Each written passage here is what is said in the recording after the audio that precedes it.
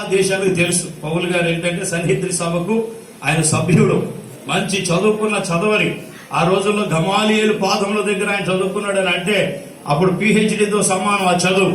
అలాంటి చక్కటి విద్యావేత్త సన్నిహితుడి సభకు ఆయన ఒక సభ్యుడైనటువంటి గొప్పవాడు. అతను అలాగా చెరసాల్లో వేయటం అది కుదరదు. ఆయన అడిగితే, ఆయన నిలబడితే నేను ఎవరినో తెలుసా అంటే సరిపోయా.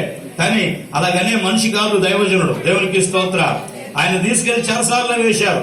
మనుషులైతే వాళ్ళకి తెలియలేదు, కానీ వారు ప్రార్థనలు ఎవరు ఆలకించారో దేవుడు ఆలకించాడు. పాటలు దేవుడు ఆలకించాట. మహాభూకంపం కలగజేశాడట. చెరసాల పునాదులు అదిరిపోయాయి, కదిలిపోయాయి. చెరసాల తలుపులు పగిలిపోయాయి.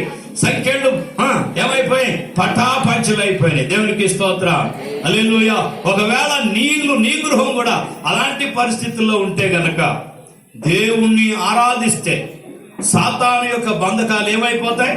పటాపంచలైపోతాయి.